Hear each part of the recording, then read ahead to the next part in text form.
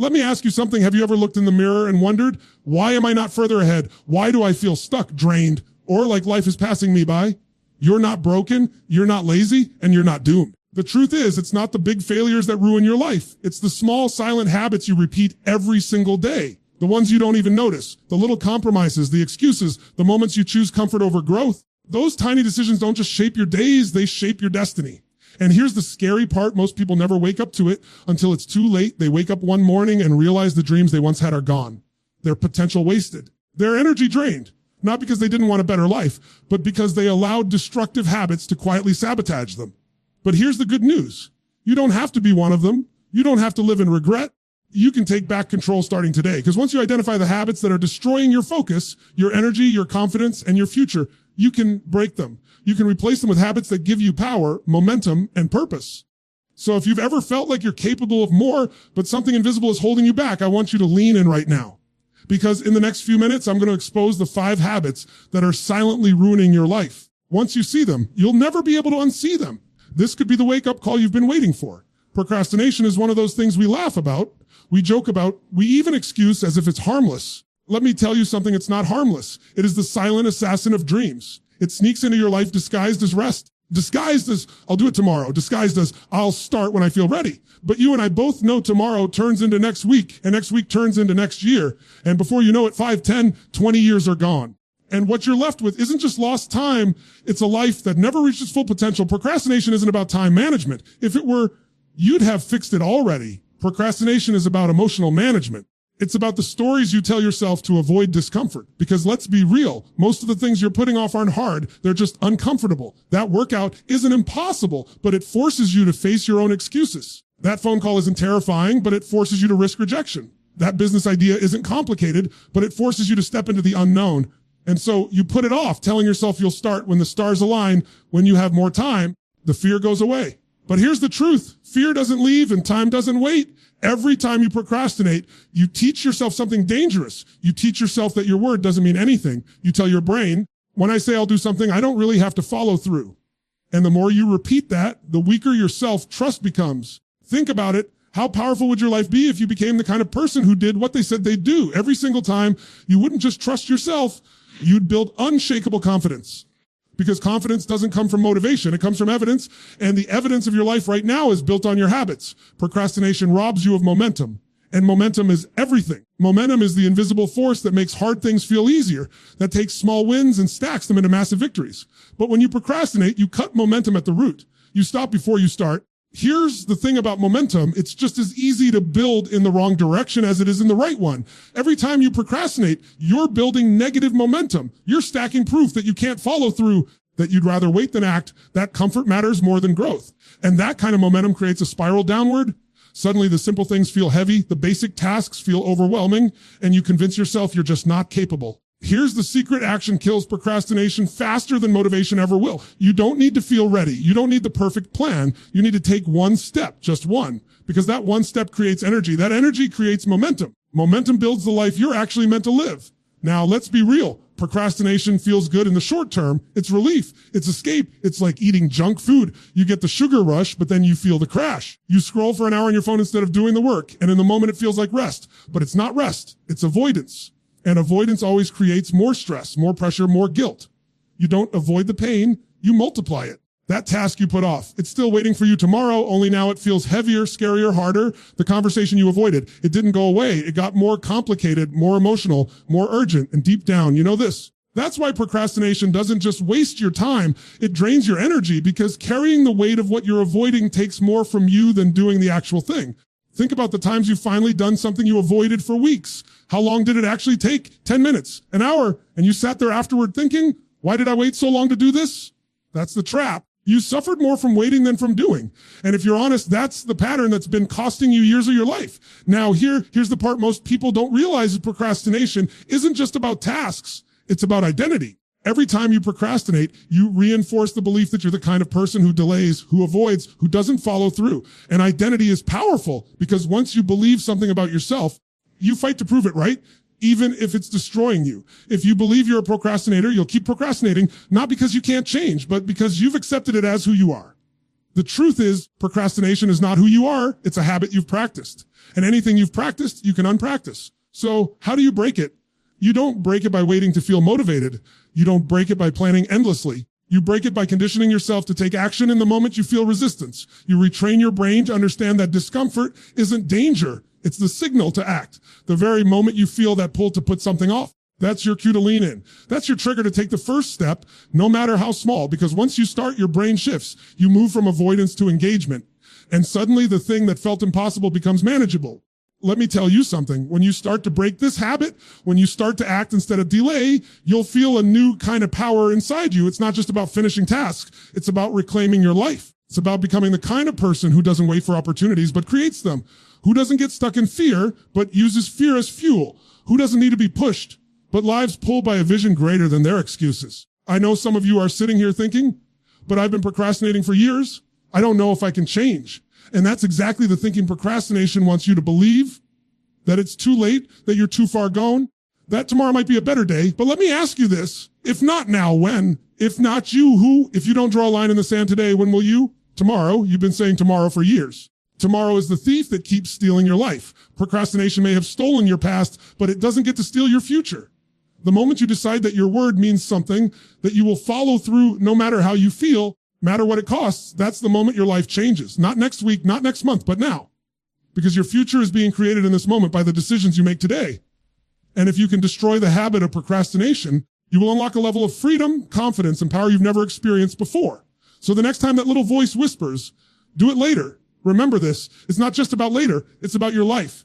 And your life is too valuable, too precious, too full of possibility to waste another second waiting. The time is now, always now. Excuses, we all know them, we've all used them, and for a moment, they feel like the perfect shield. They protect your ego, they soften the sting of failure. They give you something to point at other than yourself. I don't have enough time. I don't have enough money. I didn't get the right opportunities. People don't support me. Born into the right family, excuses feel safe because they let you off the hook. But here's the truth. Excuses are the invisible chains that keep you locked in the same place year after year. The comfort blanket that makes mediocrity feel acceptable. And if you don't rip them away, they will quietly steal everything you're capable of becoming. Excuses are dangerous because they sound reasonable. They make sense. If you've got bills, if you're exhausted, if you've been through pain, if someone betrayed you, it's easy to point to those things and say, that's why I'm not where I want to be. But let's be honest. Plenty of people had the same challenges, maybe worse. They still found a way to rise. So the difference isn't your circumstance. It's whether you choose excuses or responsibility. Excuses feed your pain. Responsibility feeds your power. The moment you choose to live in excuses, you give away control. You hand your life over to circumstances, to other people, to luck. You tell yourself, I'm not in charge of my results. And the second you do that, you're done, because life will never hand you success. Life rewards responsibility. Responsibility is about saying, even if it's not my fault, it's still my responsibility. That shift is where everything changes. Excuses are addictive because they protect your pride. They allow you to fail without admitting it. They give you a story you can repeat to yourself and others so you don't have to feel the sting of ownership. But that sting, the sting of saying, I fell short because of me, that's the very thing that can drive you to grow. Without that sting, you never change. You stay stuck, recycling the same stories until your entire life becomes one long excuse. Think about it. How many times have you told yourself a story about why you couldn't do something only to realize later you actually could? Maybe you said you didn't have time, but then something urgent came up and suddenly you found time. Maybe you said you didn't have money, but when something you valued enough showed up, you made it happen. Maybe you said you weren't ready. Deep down, you knew readiness was never the issue, fear was. Excuses are rarely the truth. They're simply the most comfortable lie you can tell yourself in the moment. And let's talk about time for a second, because that's the most common excuse of all. I don't have time. That's not true. You have the same 24 hours every single person on this planet has. Time is not the problem. Priorities are. When you say you don't have time, you really mean is, it's not important enough to me right now. And that's fine if it's genuinely not important. But stop lying to yourself. Stop saying you want something badly while your excuses prove otherwise. Your calendar and your actions reveal your true priorities, not your words. When you live in excuses, you never face yourself. And if you never face yourself, you never grow. Growth begins the moment you stop running from responsibility and say, this is on me. My choices, my actions, my standards. If I don't like where I am, I'm the one who has to change it. That's not easy. It's not comfortable, but it's the only way. Excuses keep you in the passenger seat of your own life. Responsibility puts you back in the driver's seat. Now, I want you to picture this. Imagine you're at the end of your life looking back. Do you think you'll be proud of the excuses you made? Do you think you'll smile and say, I didn't go after my dreams because I was tired, because I was scared, because I didn't have enough time. No, you'll feel the weight of regret. You'll wish you had been braver, stronger, more responsible. Regret is heavier than any responsibility you could ever carry today. Excuses may feel light now, but they turn into a crushing weight later. Responsibility may feel heavy now, but it turns into freedom later. Here's the part people miss. When you drop excuses and take responsibility, you don't just change your results. You change your identity. You become someone who owns their life. You become someone people respect, someone others trust, someone you respect when you look in the mirror. Because deep down, you know when you're lying to yourself. And self-respect is built on honesty with yourself, not comfort. So how do you break the habit of excuses? You catch yourself in the story. You notice when you're saying, I can't, and challenge it with, I won't. Because the truth is, most of the time it's not, I can't, it's, I won't. And when you replace I can't with I won't, suddenly you face the reality. It's not about ability, it's about choice. And once you see that excuses lose their power, you stop blaming the economy, your boss, your parents, your past, your partner, and you start asking better questions. What can I do? What's my next move? How can I use this? Because there's always something you can do. There's always one step you can take. Responsibility doesn't mean controlling everything. It means controlling what you can. And when you do that consistently, your life transforms. The people who rise, the people who create extraordinary lives, they're not the ones with the easiest circumstances. They're the ones who take ownership no matter what. They use pain as fuel. They turn setbacks into setups. They stop waiting for someone to rescue them and realize they are the rescue. That choice is available to you right now if you're willing to drop the excuses and grab hold of your responsibility. Excuses feel like safety, but they're really a prison. Responsibility feels like a burden, but it's really freedom. The moment you stop making excuses and start owning your life is the moment you start living the life you were meant to live. The power is in your hands. It always has been. What you feed your mind and body becomes your destiny. Most people don't realize this because they think habits are just about what they do. But the truth is everything you consume is shaping who you are becoming. What you eat, what you watch, what you listen to, who you follow, what you surround yourself with. Every input you allow in is planting a seed. And those seeds eventually grow into the thoughts you think, the emotions you feel, the choices you make, and ultimately, the life you live. If you feed your body with junk, energy collapses, your focus disappears, and your health declines. You know this. You can feel the difference in your body when you eat clean, when you hydrate, when you move, versus when you drown yourself in sugar, fast food, and chemicals. Gives you life. The other steals it from you slowly. But the body is only part of it. The even more dangerous part is what you feed your mind, because your mind is what determines your reality. Think about it. If all you do is consume negativity, gossip, and distraction, what do you expect your thoughts to be filled with? If you spend hours scrolling through other people's lives, comparing yourself, drowning in envy or doubt, is it any surprise that you feel empty and stuck? Your mind is not a garbage dump, but most people treat it like one. They fill it with cheap entertainment, endless noise, and low quality information, and then wonder why they can't focus, why they feel anxious, why they can't build the life they want. It's simple. You can't live a powerful life when you feed your mind with weak fuel. You have to understand your brain is a pattern-making machine. Whatever you feed it repeatedly, it begins to normalize. If you constantly feed it news that screams disaster, your brain starts to see the world as unsafe. If you constantly feed it stories of people failing or mocking success, your brain starts to believe that ambition is dangerous.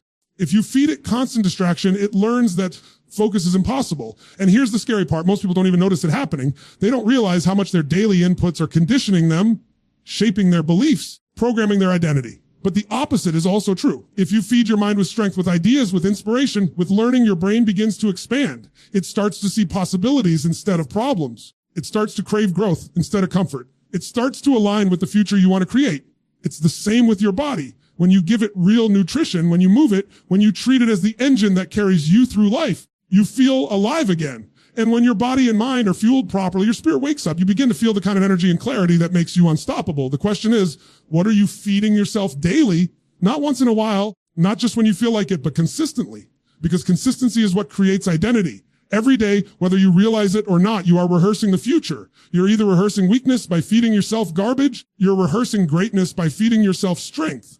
And it's not about being perfect. It's about raising your standards for what you allow in. Think about this. If someone tried to dump trash all over your living room, you'd stop them immediately. You wouldn't tolerate it for 1 second. But how many times do you allow people, media, or even your own habits to dump trash into your mind and body? You guard your house more fiercely than your future. That has to change. Because the quality of your life is determined by the quality of your inputs. Let's make it real. Imagine two people wake up tomorrow. The first one scrolls social media for an hour, fills their mind with comparison and noise. skips breakfast, drinks 3 cups of coffee, and rushes out the door late and stressed. The second one wakes up, moves their body, drinks water, takes 10 minutes to feed their mind with something inspiring or educational, eats something that fuels them, sets their intention for the day. Both people have the same 24 hours, but the trajectory of their day and eventually their life is radically different. That difference doesn't come from luck or talent. It comes from what they fed themselves at the start of the day. And it's not just about mornings, it's about every choice you make. The shows you binge, the conversations you entertain, the food you eat at night, podcasts you listen to on your commute, the voices you let in your head. These are not small choices. They are the training ground of your destiny. If you want more power, more clarity, more confidence, you have to stop feeding yourself weakness and start feeding yourself strength. The truth is, you already know what's lifting you and what's draining you. You can feel it. You know which foods make you feel alive and which ones make you sluggish. You know which people inspire you and which ones poison you. You know which content feeds your growth and which content keeps you stuck. The problem isn't knowledge. The problem is standards. You tolerate too much. You allow too much low quality input because it's easy. It's available. It gives you a hit of dopamine in the moment. But ease in the moment creates struggle in the long term. Discipline in the moment creates freedom in the long term. This is why you have to raise your standards for what you consume. You have to treat your mind and body like they are the most valuable assets you own. Because they are. Without them, nothing else matters. Success, wealth, relationships. None of it means anything if your energy is gone, if your clarity is gone, if your confidence is gone. And those things don't disappear overnight. They are eaten away slowly by what you've been consuming. So if you want to change your life, start by changing what you feed it, audit your inputs. Ask yourself, does this food give me energy or take it away? Does this content expand my thinking or shrink it? Does this environment pull me higher or drag me lower? Then make the hard choices, remove the junk. Replace it with strength. At first, it will feel uncomfortable. You'll miss the comfort of the easy distractions. But soon, your brain and body will adjust. What once felt like discipline will start to feel like freedom. Because here's the truth. You cannot live an extraordinary life on ordinary fuel. You can't expect to think big if you're constantly feeding your mind smallness. You can't expect to feel strong if you're constantly feeding your body weakness. You can't expect to grow if you're constantly feeding yourself comfort. What you feed grows. What you starve dies. Starve the negativity, the junk, the noise. Feed the strength, the clarity, the growth. You don't get the life you want by chance. You get it by design. And that design begins with the inputs you choose every single day. Stop feeding yourself weakness and start feeding yourself the fuel your future deserves. The people you surround yourself with are shaping your life in ways you can't even measure. Most of us like to think we're independent. We make our own choices that no one else has the power to influence us. But that's not true. Human beings are wired for connection. We absorb the language, the energy, the standards, and even the beliefs of the people closest to us. You notice it or not, your environment is programming you every single day.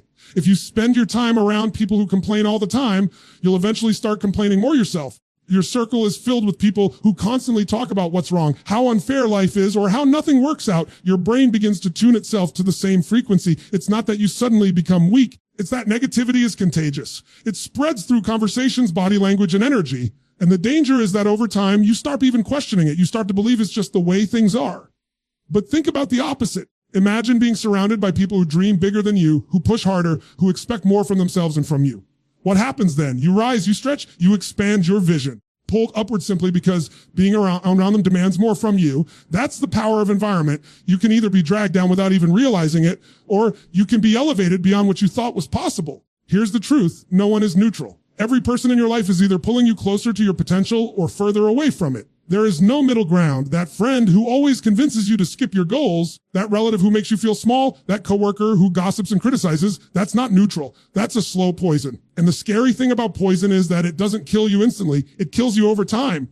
One conversation at a time. Lowered standard at a time. One subtle compromise at a time. We tolerate toxic people because they're familiar, because it feels uncomfortable to let go, because we don't want to be alone. But ask yourself, what's worse? Standing alone for a while or surrounding yourself with people who are silently destroying your future? It takes courage to choose your circle wisely. It takes strength to distance yourself from people who won't change. But if you don't, you end up living their life instead of your own. And it's not just about removing the wrong people. It's about actively seeking the right ones. Because if you don't fill your environment with voices that lift you, voices that challenge you, voices that call out the best in you, then the empty space will be filled by the noise of the average. And average is the enemy of greatness. You need people in your life who won't let you settle. People who remind you of who you are when you forget. People who see your excuses for what they are and refuse to let you get away with them. People who don't just clap for your dreams, but push you to actually go after them. That's the kind of environment that changes you. Because when your standards slip, their standards pull you back up. When your belief wavers, their belief carries you. When your courage fades, their example reignites it. Look back at your life and you'll see the proof. The times you grew the most, achieved the most, became the strongest, chances are you weren't doing it alone. You had someone in your corner, or you were surrounded by a group that lifted you higher. That wasn't an accident. That was environment doing what it always does, shaping you. Here's the part most people miss. You don't just absorb your environment. You also become the environment for others. You're not just influenced, you're an influencer. Your energy, your words, your standards, they are either lifting the people around you or pulling them down. So the real question isn't just who am I around, but also who am I becoming for the people around me? If you want to attract better people into your circle, you have to raise your own standards first, because like mediocrity attracts mediocrity, growth attracts growth, strength attracts strength. That's why you can't afford to keep waiting for the right people to just show up in your life. You have to become the right person yourself. And when you do, when you start living with discipline, with energy, with purpose, the people who resonate with that will naturally gravitate toward you. The wrong ones will fall away, not because you cut them off, but because your energy no longer matches theirs. And the right ones will step in because you've created space for them. Some of you listening right now, you already know there are people in your life you need to let go of. You've been feeling it for months, maybe years. You know they're holding you back, but you've been holding on out of guilt, out of history, out of fear. And I get it. It's not easy to walk away. But what's the cost of staying? The cost of letting them shape your habits, your mindset, your standards. That cost is far greater than the discomfort of letting go. And don't misunderstand me. I'm not saying cut everyone out who isn't perfect. None of us are perfect. This isn't about perfection. It's about direction. Are the people around you moving forward, or are they pulling you backward? Do they encourage your growth, or do they resent it? Do they celebrate your wins? Do they secretly hope you'll fail so they don't feel left behind? Those are the questions you need to ask yourself. Because life is too short to spend it surrounded by people who make you smaller. Your circle should expand you, not shrink you. It should inspire you, not drain you. It should remind you of who you can become, not who you used to be. And if it doesn't, then you owe it to yourself to make a change. You cannot live an extraordinary life in an ordinary environment. The people around you are either your anchor or your wings. And if you want to fly, you have to choose your wings wisely. Comfort is one of the most seductive traps you will ever face in your life. It whispers to you, stay here, it's safe. Don't push too hard, don't risk too much, don't stretch yourself. And it feels good in the moment.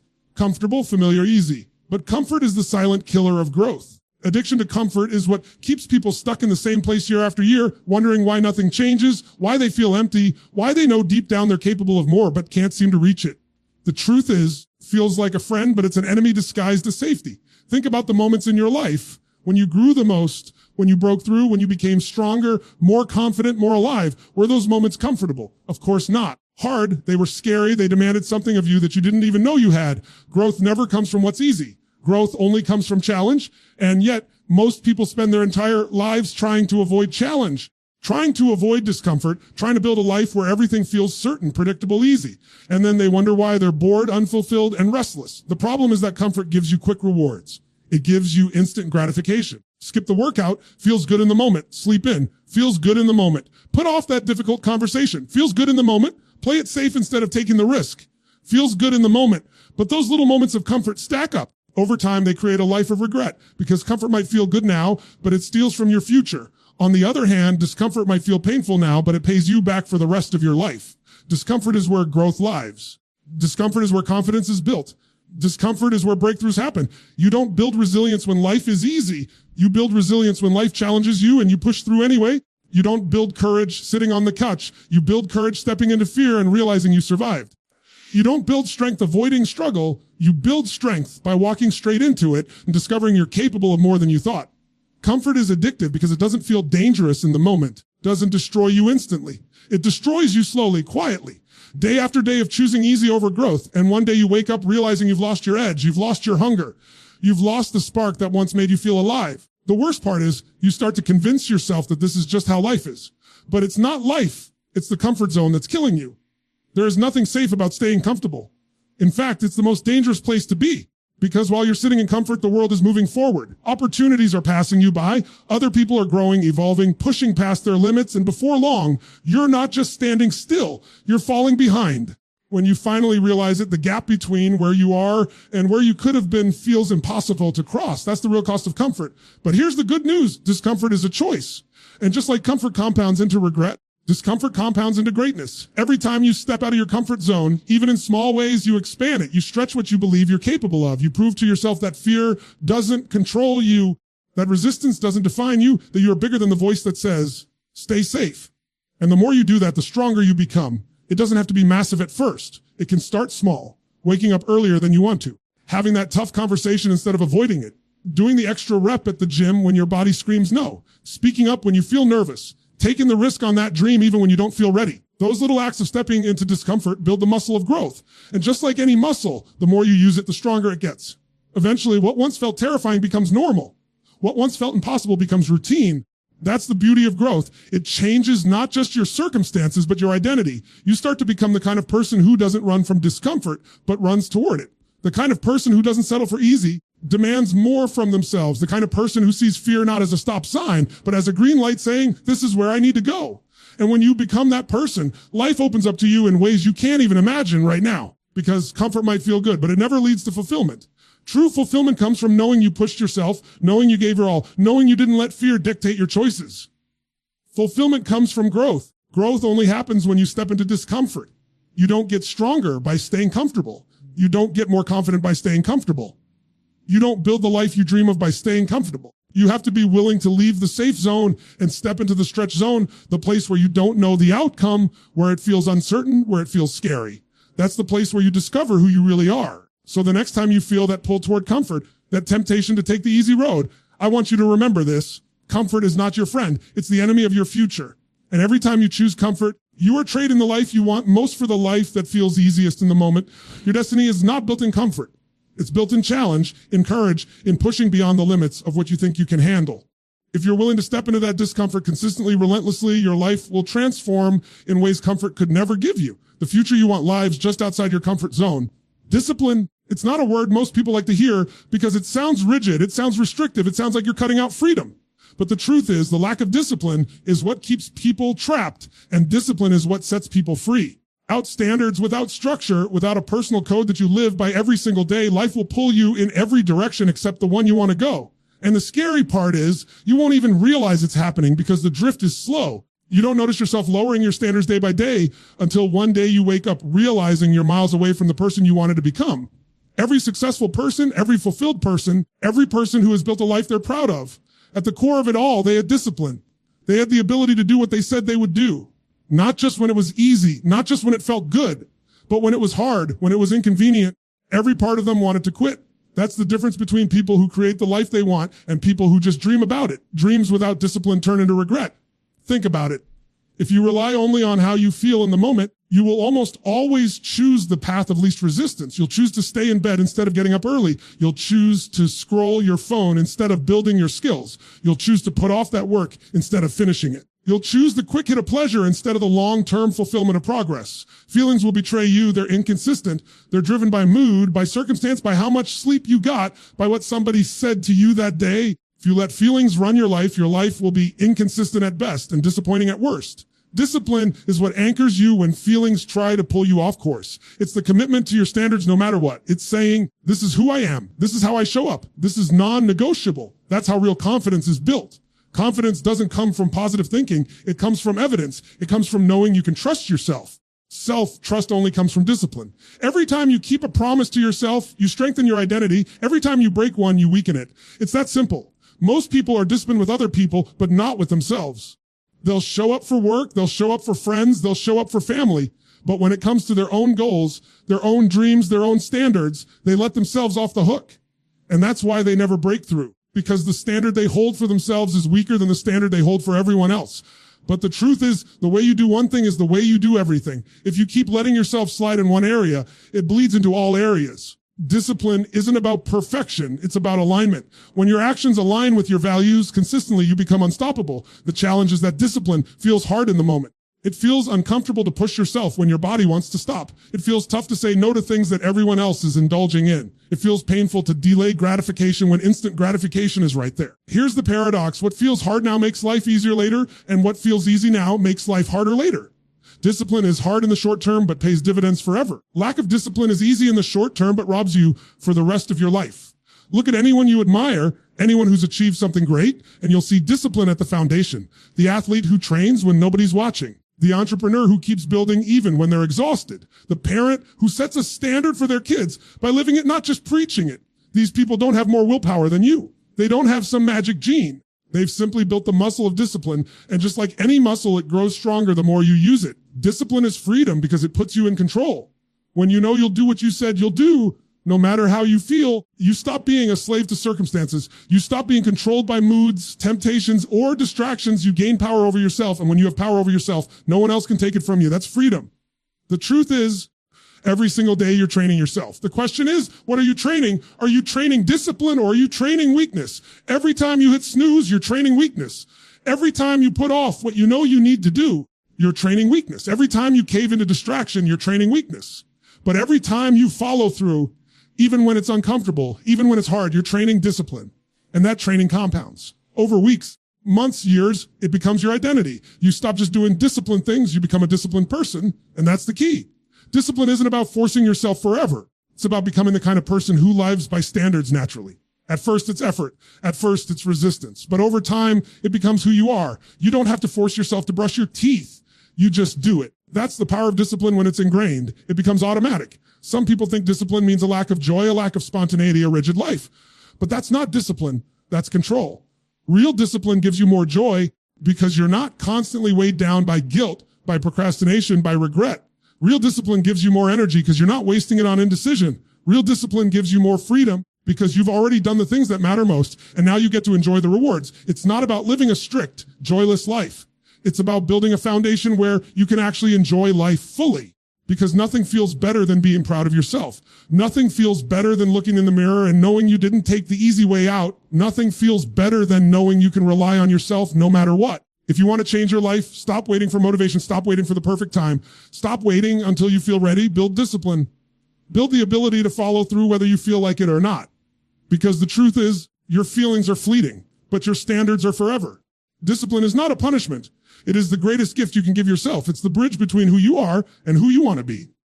And if you're willing to build it, if you're willing to live by it, there is nothing you cannot create, nothing you cannot achieve, nothing you cannot become. Your future depends on the standards you enforce today. So raise them and live by them.